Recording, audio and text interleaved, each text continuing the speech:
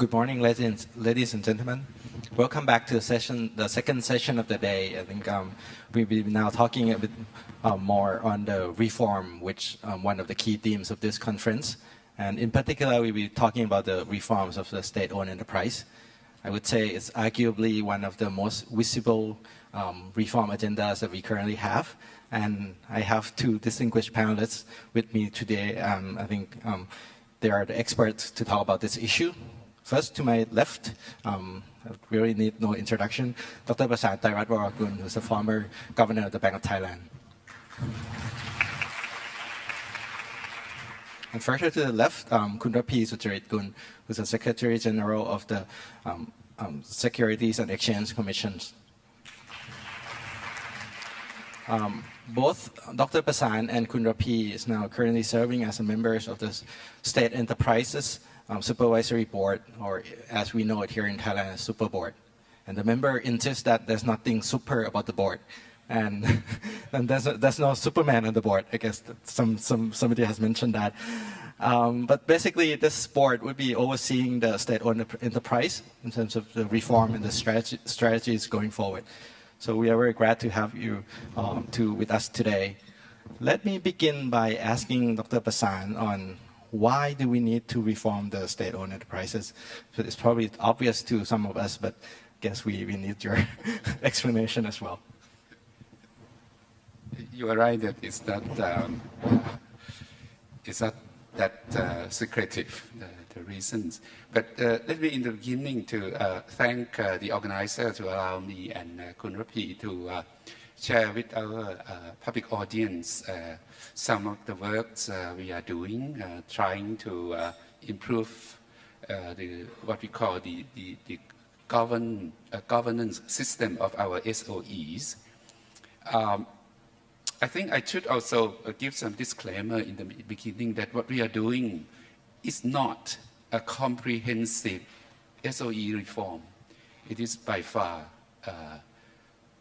certainly short of the word comprehensiveness, which will include many more dimensions of challenging tasks.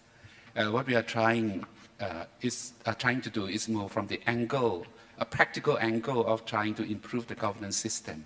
But having said that, it is also our belief that if we somehow succeed in doing so, it would be very, very meaningfully achievement to pave the way for the improvement of the performances of many of our SOEs. And to answer this first question of Dr. Pipat of why, in a nutshell, I would say that our SOE system is big. It is important to both our economy and society. It is also growing fast. The problem is that many of them are not doing well, and they are certainly short of many of the public expectations. And I will use this opportunity to give certainly some highlight facts. I will go over with the help of some of the slides prepared.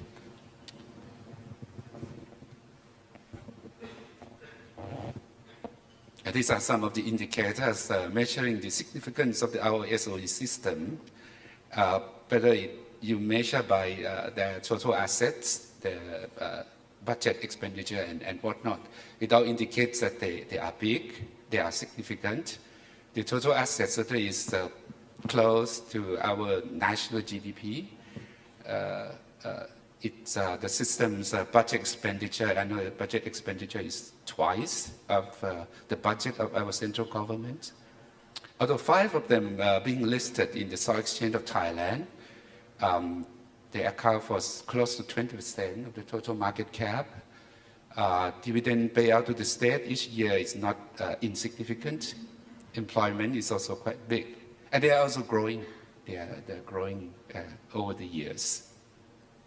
The problem, as I mentioned, they are not doing that well when you benchmark them with their counterparts in the private sector, their counterparts in the region. at the regional level, whether it be in the telecom sector, you compare CAT, TOT with the Thai private counterparts, or in airline, say, very complex, many current issues also happening. PTT is in fact quite an impressive performer among all the SOEs, but when you try to benchmark with their counterpart overseas, you see some shortfall. Media, when we liberalize, also short of their private counterparts. And it's also observable that those who are making profits tend to have some certain level of monopolistic power. Those who are in the competitive business tend to be doing much poorer.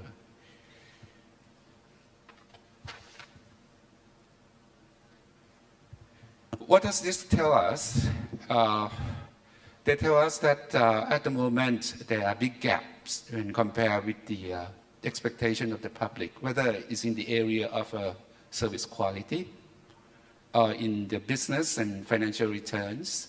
And at the end, certainly it has much bearing on the development of the national economy or even what's going on in the society. It's also observable, very important at this moment too, that they also command lots of strategic assets, which are very, very critical to the development of the country. You can mention all these areas, whether it be in the frequency bands, aviation, airports, airlines, expressways, seaports, railways, and whatnot. So it means that failing to manage these strategic assets properly also means a lots of opportunity for the country. And at the end, the one who bear the cost are the consumers at large. We try to identify some of the, I would say, the structural issues, but more in the dimensions of the governing system.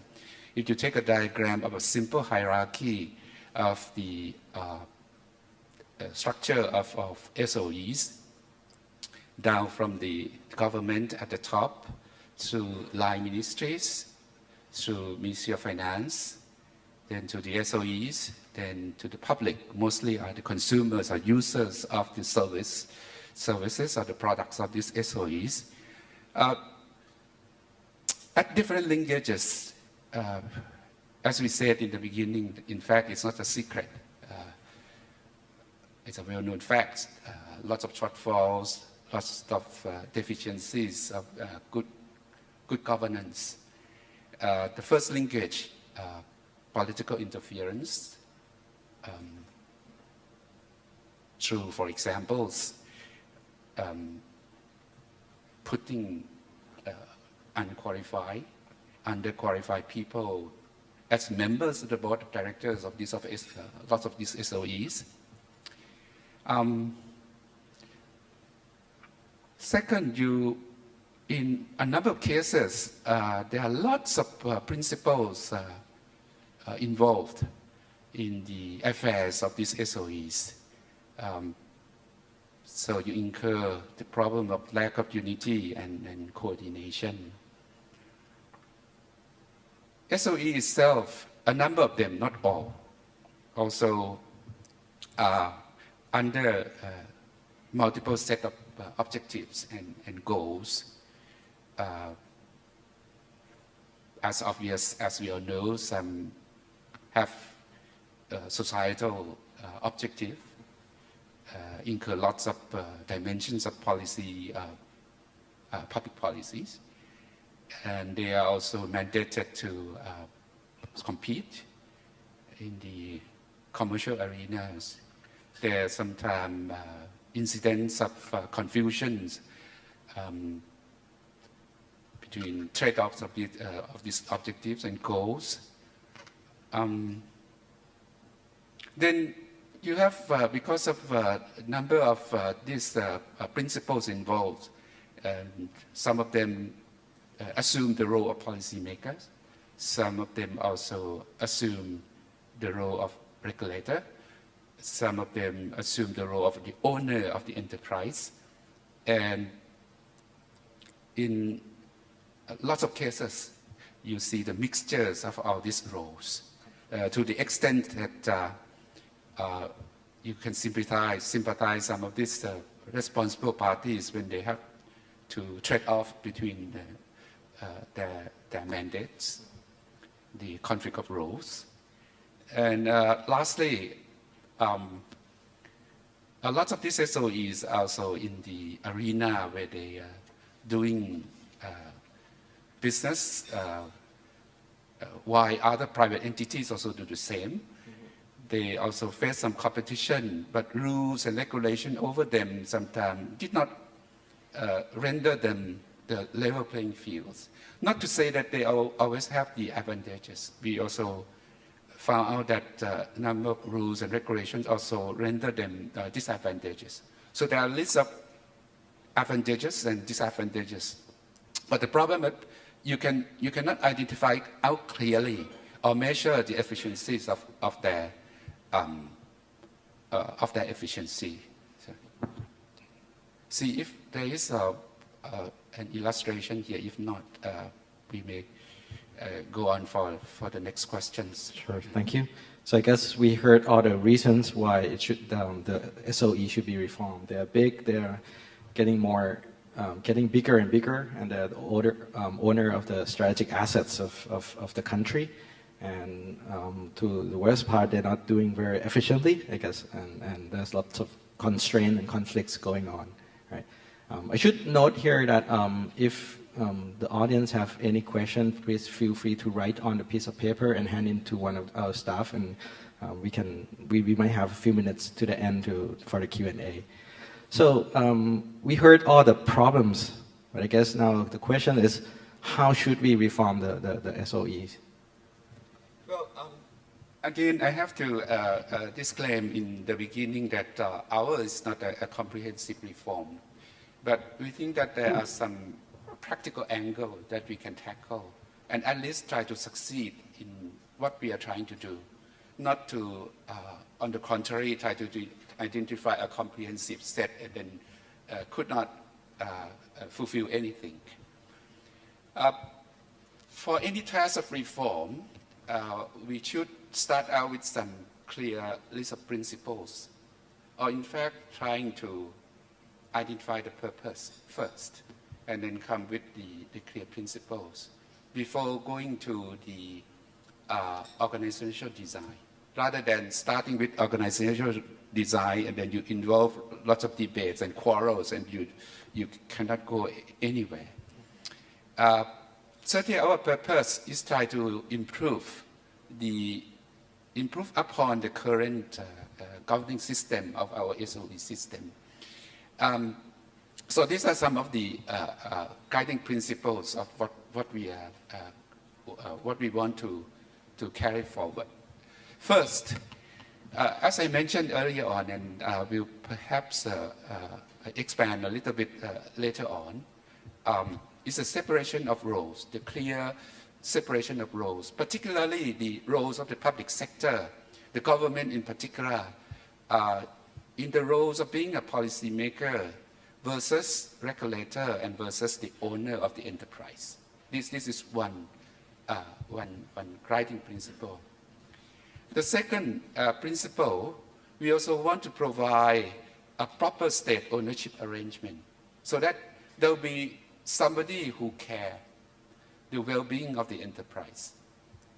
And if you take an equivalent of a public company in our capital market, this role may be equivalent to an active shareholder, or in other words, a prudent shareholder who care about what's going on in this enterprise. Third principle, we want to put in place the generally well-known good corporate governance. and in this case, in our SOEs, and the governing of the SOEs.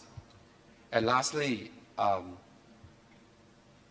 as much as possible, although not 100%, we want to make good use of market mechanism via competitive neutrality.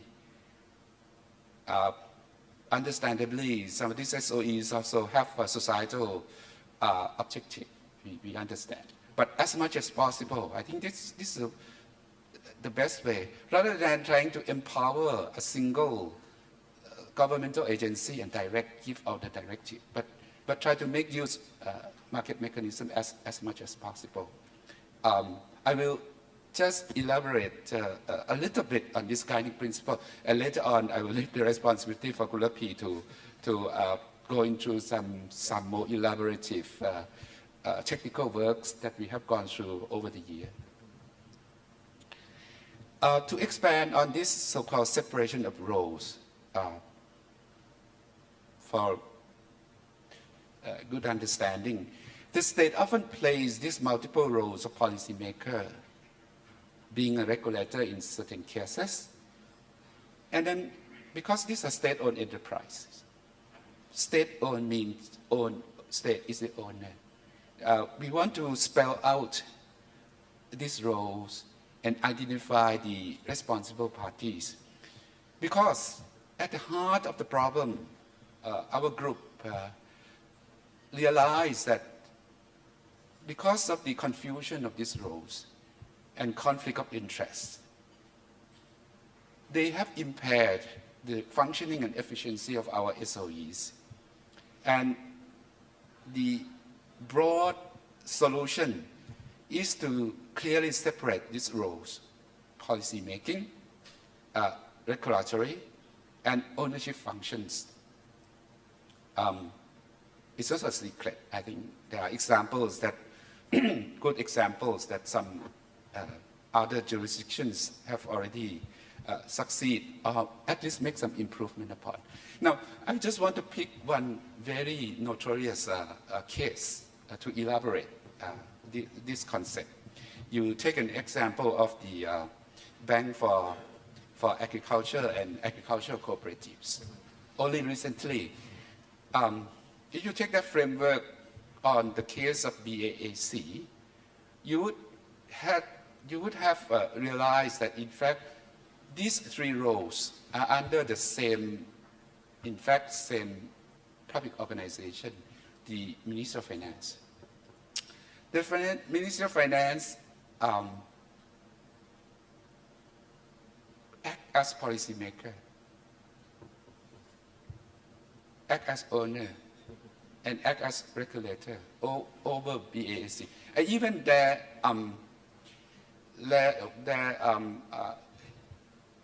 constitution, their charter, also prescribe that the Minister of Finance sit there as the chairman of the board of BAAC.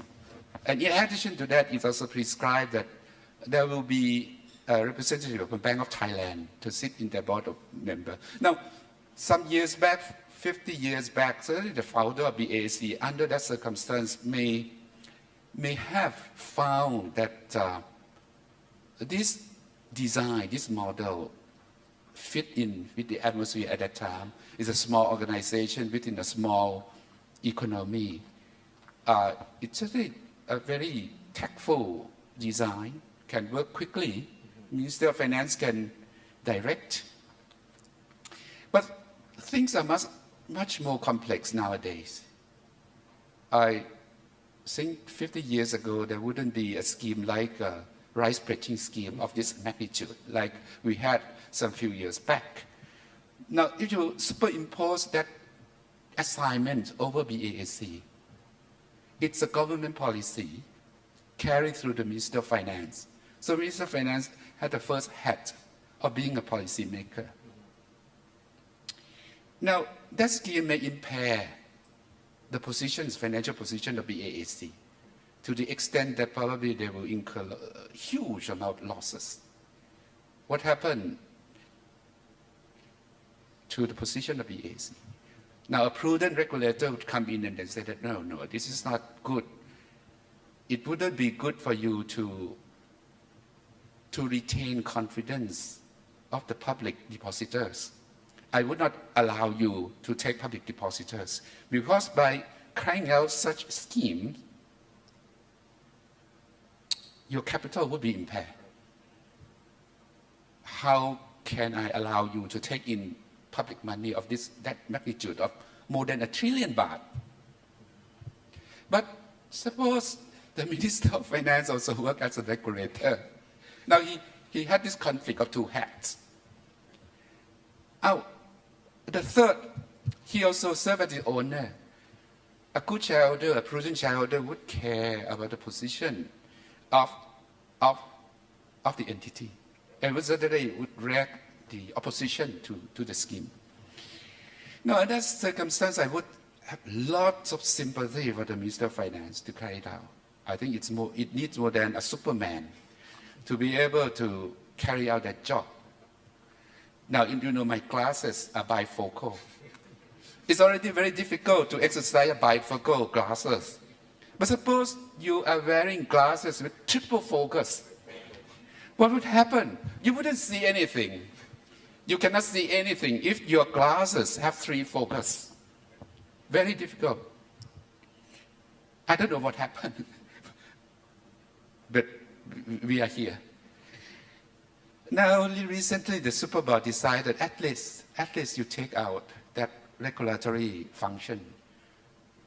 In fact, I was not willing, being governor of the Bank of Thailand, I wasn't willing to assume that position. I anticipate that there will be lots of conflicts, interface between Bank of Thailand and Minister of Finance. Now, this is a good test over the next year, how to manage peacefully the interface.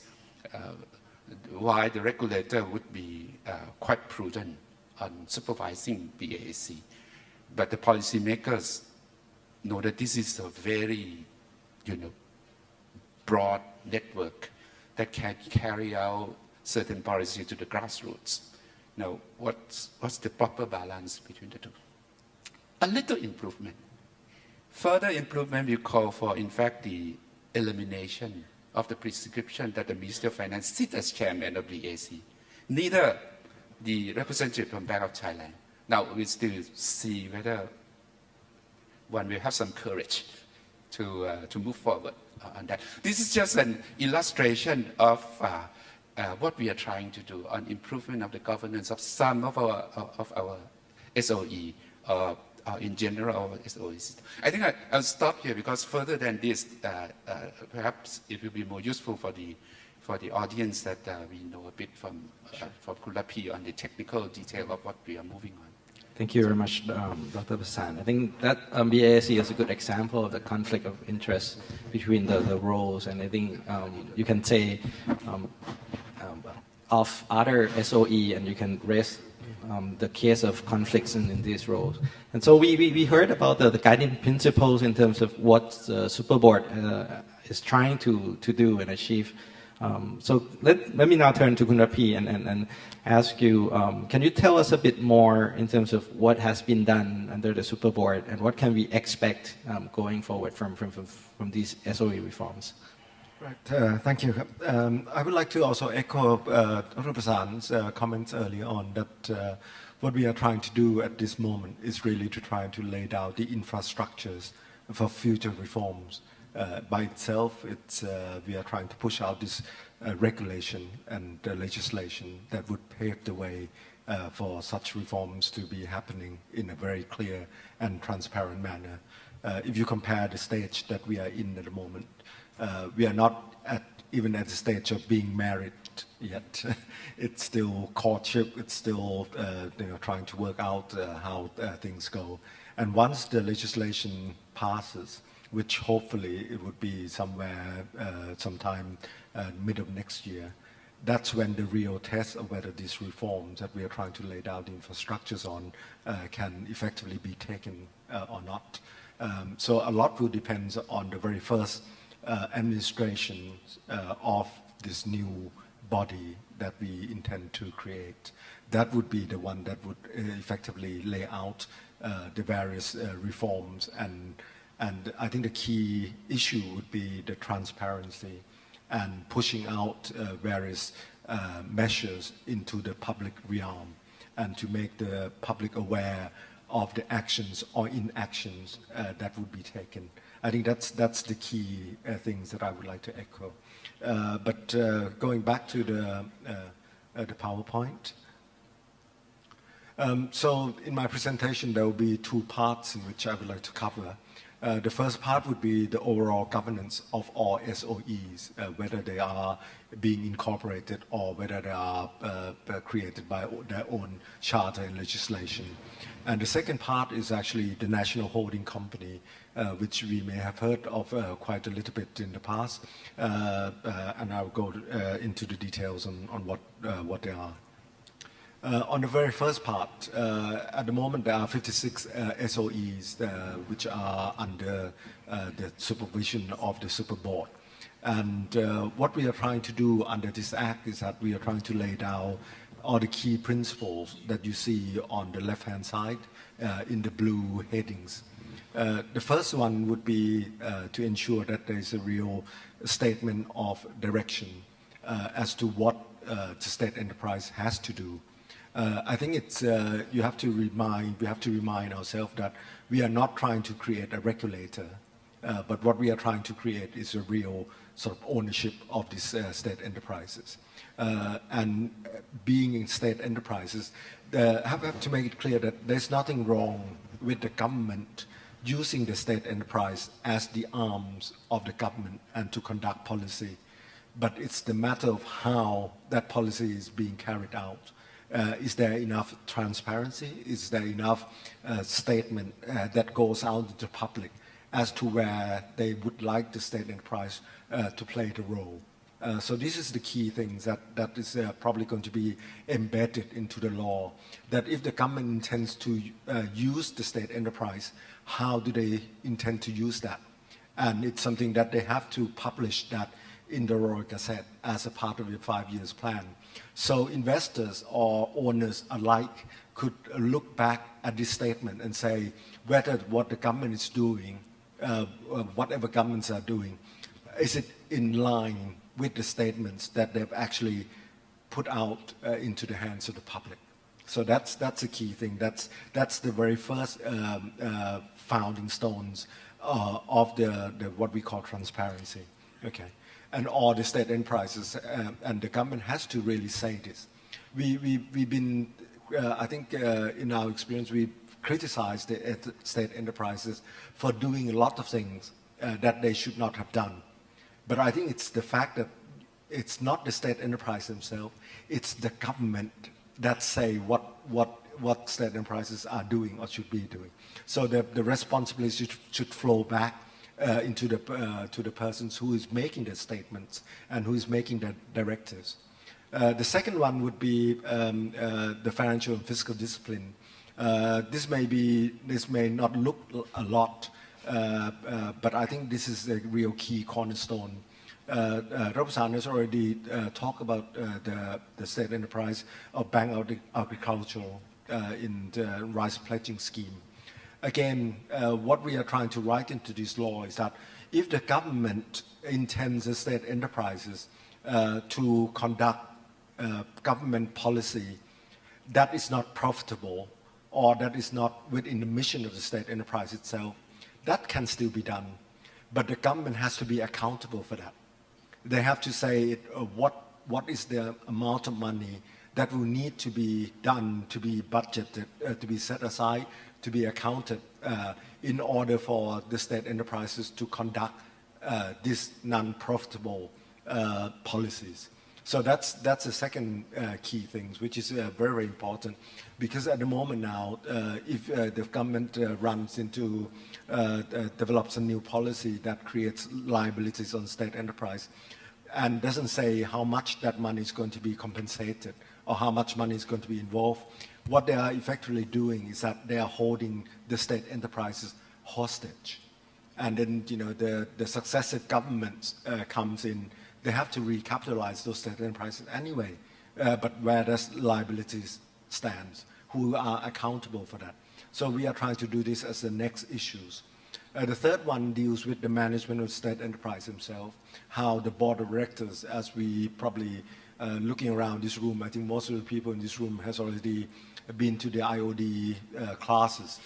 So you know the importance of the liabilities and responsibilities and accountabilities of directors. And it is the same here, that all the state enterprises boards should come from people who are capable, should be the people who are expert in their fields. So we are dealing with things like skill metrics, nomination process, monitoring, accountability, disclosures. These sort of things are going to be written in there. Performance evaluation, I think we've already seen in the previous slides of how the state enterprise perform or don't perform in accordance to the market expectation or according to the economics of their own capital. And the last one would be the disclosure side. How much and how far do we know what state enterprise are doing and how well they're doing it. So we are trying to put into that laws that all the state enterprises that exist now have to disclose their operation to the public in the same way that all listed companies have to do it under the SEC regulations. So hopefully this will create accountability and information that flow into the public domain. Because if you look at the state enterprises and if you ask the question who owns it, it's really the people, it's us, it's the taxpayer people who owns the state enterprise. So we should be entitled to know what is going on within those state enterprises. On the other part is on the national holding company. In this law, we will try to set up the so-called national holding corporation to act as effective owners of state enterprises.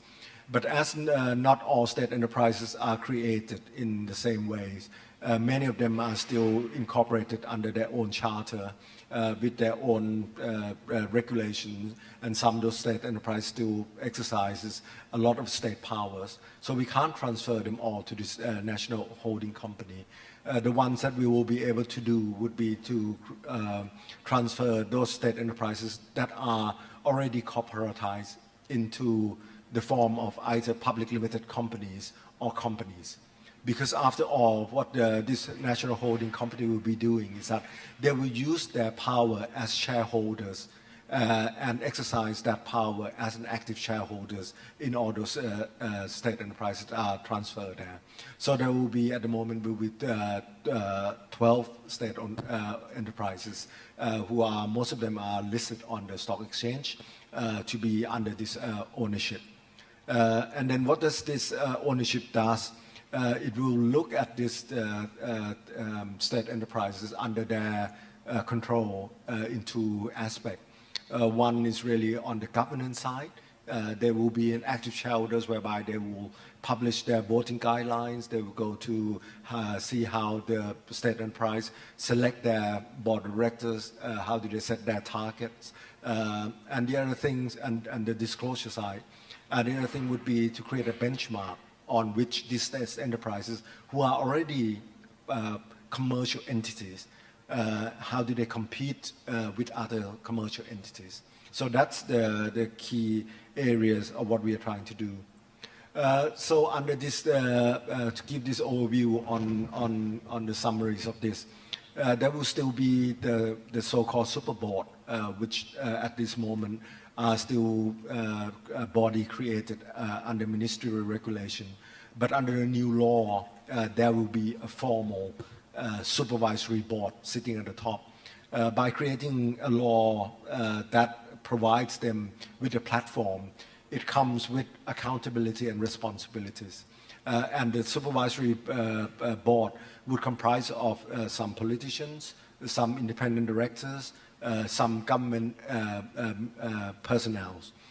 They would have this power to supervise the old CPO, which is the State Enterprise Policy Office that still at the moment still resides with the Ministry of Finance. Under SEPO, then there will be those state enterprises who are not yet corporatized. So things like state railways, things like the SOE, things like what else are there that's still not corporatized, would all be under SIPO. And SIPO at the moment, they still act as advisory. So the power of ownership and directives still lays with the line ministries. Okay. But for those 12 corporatized state enterprises, then they will be transferred to these national holding companies, who will then again have its own autonomy in discharging its duties as effective and active shareholders. And then what we are trying to do is that we'll develop towards less conflict of interest, less political interference, more coherence and more value creation and more transparency. So that is the aim of what we are trying to do. If all these things succeed, what we are hoping to be able to achieve would be a clear and focused mandate of where we want the state enterprises to go. We would have a clear authority and sufficient resources. Because if you look at new holding companies, a lot of questions will be asked as to who these people will be. How would they be staffed? In the way that we are thinking of designing this thing, it's going to be designed almost as a private corporations, staffed by people who are the investment banker, analysts, people who are lawyers, accountants, who have expertise in the area of governance, and then trying to enforce this benchmark of creating the value creation and corporate governance. It would have a proper governance structures and transparency into the and release all the information to the public domain. And then the whole accountability of this corporation, it would be accountable as if its directors are in the same way as the public limited companies. So that would be all the things that would be written into the new law. Thank you. So I think two things. One is to improve the governance structure of the SOE itself, and the second thing is to set up this new holding company. Right? Hopefully that's going to solve the issue that this, as it famously said, when the state owns, nobody owns. When nobody owns, nobody cares. So I guess now we're going to have the ownership structure that's going to do the ownership duty of the SOEs. I guess. So let me ask a few more clarification questions. As we heard about all these issues, there may be some concern that by centralizing the ownership structure of all the SOE, would it make it easier for the political interference or the government to try to inject themselves into this process?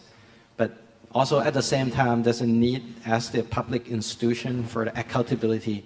How do you balance two of these concerns at the same time?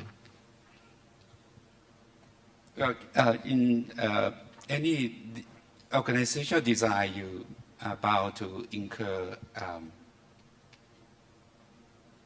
something that you want to achieve, and you also face with some risk that you perhaps you have to mitigate at least.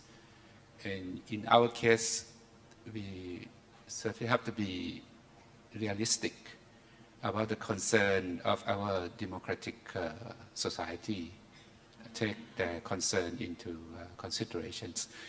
There are several choices of the setup of these organizations. One, like SIPO, advisory, but you don't have much of the effective means to go about taking care of the interests of some of these SOEs. Decentralized models, you are about to face the inefficiencies of scale.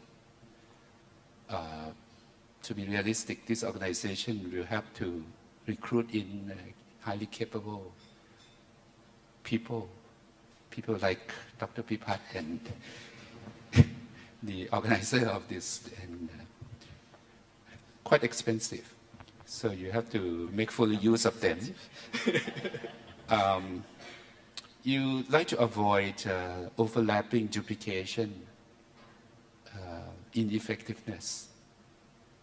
That's the more on the pros. Now the cons, certainly you want to install good enough checks and balances. While on one hand, you want the organization to be effective, they must have some operational flexibility. On the other hand, you should also provide checks and balances to the public will have trust and confidence before they can set up their own cultures over time. In the organization that's shown by Kun Rapee, you notice that on top of this holding company, there's still this super board, SOE policy committee. Now, rather than being set up by, say, PM's office announcement, it's going to be set up by law. It works like a supervisory. So this national holding company is supposed to be totally independent. No, nowhere in the world that you can have a governmental body independent to all parties. No. All the big strategic issues will still have to be asked consent from this super board or the cabinet.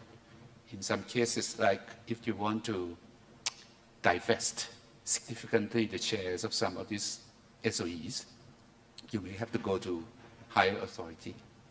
But on the other hand, on the more of the routines, the super board should have flexibility to effectively work as the active shareholders.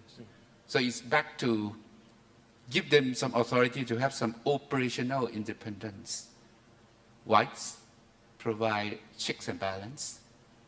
And some of these checks and balance not just by legislation, transparency, disclosure to the public, and culture, interface and norms that they establish with the markets, financial markets, public at large, or even the consumers. Try to establish that types of confidence. Thank you. So let me turn to Kun Rapee and ask you, what has this reform plans been received by stakeholders? Because I understand there's lots of stakeholders involved in this reform process as well. It depends who you talk to. Obviously, I think investors in this room would probably have a chance to reflect on that. I think it's from most investor perspective that we've talked to, they've been extremely positive because the management of the state enterprises, particularly those who are already operating as commercial entities, they're very positive and in support, full support of this, because nobody like to be told to do one thing and then to be judged by the others. You know, to clarify this a little, is that I think it's been the bugbear of many state enterprises management that they've been told one way or the other, whether in private or in public, to do things that would probably not in the best interest of their organizations, and yet they can't tell people about that. And once they've done that, they got blamed by investors, by the people, by the press, by the various commentators. So it's really, if you look at this as unshackle their two roles, duties and responsibilities, and to make clear what are their roles, because it comes back, I think, if you are the management and if you have to fulfill multiple roles, and one which is not transparent, but the other one you get real punishment by the people, I think it's very disheartening. So I think it's very, very good on that. The rest, I think you have to communicate what it really means for them and for the people. And I think the people and the bit that haven't really spoken are the real owners, the citizens. They haven't really said anything about it. They come in and listen to what Kun Banyong, I, or Governor Prasarn is saying, but they haven't really been vocal about what they think. So I'd like to hear about that. Yes, we will sooner or later. But on that front, I think one of the stakeholders is also the government, and you mentioned about having the PSA, the public sector account. how's willing is the Ministry of Finance, for that matter, willing to do that kind of thing for the policy that they want to conduct through the SOEs? I think in principle, nobody can deny that. I think that's the key, that this will be a very good for the country. I think the key issue would be then how do you balance that with the budgetary constraint? How do you get this accountability built in? How quickly does the state enterprise need to be compensated? But I think it's if you can get the quantification out roughly as to what needs to be compensated and push it out in the public domain, I think you already half a battle won. And make it clear for every parties what they are doing. And Dr. Prasarn, as you said, lots of issues that we talk about has been around for years, if not decades, in terms of the problem of the SOEs. How confident are you that this time around the change that we're trying to do, or at least the foundation that you're trying to lay out right now would be successful in terms of improving the situation? Well, I was always being taught that when you want to lead something, you must have both qualification. First, you have to be realistic. But not only that, second, you have to be able to inspire hope. You must have always hope in what you are doing. And I think we do have hope. Key is to trying to achieve the common vision that this is critical, this is important to our country. People talk lots of problems, and then you heard lots of short-term measures. You want to, people here and there ask for soft loan and lower rates, but then suddenly you were hit by the sanctions by international aviation standard. It's a very strong indication that you have to go to some of this so-called structural issue. If you don't do it, as much, what amount of soft loan cannot help you. You have to tackle it. And we all know. So the common vision is very important. Second, I think we hope that we should be able to design organizations that we can attract good people, competent, use this opportunity to do some recruitment as well, so that we have good people to work. No need to be too many good size. And then from that, try to get good people to work in the SOEs. And third, we also must quickly establish trust, confidence, so that we can also establish trust with the political level, so that in the long run, at least we will try to lower interference from politics. Those are some of the things that will be key. There may be time for questions if you have them. Please write on a piece of paper and then send it up here. Let me ask Prasarn and Rapee, what are the key challenges you see in terms of implementing these changes that we do? Well, some of those I already respond to in the previous questions. Over the year, I think next year it will be a good test. We are now trying to submit this draft, we hope final draft, to Mr. Finance, so that he will submit to the cabinet and then go through the process to the NLA, the National Legislative Assembly. So if we can do some of those that I already mentioned, I think we still can improve upon the hopes that I already mentioned. Well, I think it's, in my career, I've helped to set up two organizations. One was with Prasarn at the SEC, and also the other one was with one of the securities companies. And setting up a new organization is probably the most difficult things to do from scratch. And particularly if you do ones that you still haven't got a track record. how to attract people, how to lay down all these infrastructures and organizational structures. So I think the real test would be the very first people who lead these organizations. I think that's a real test and a challenge. Okay, thank you. I got this question I wanted to ask, but I didn't dare to ask, but now somebody asked for it. In the reform that you said, you didn't mention about privatization.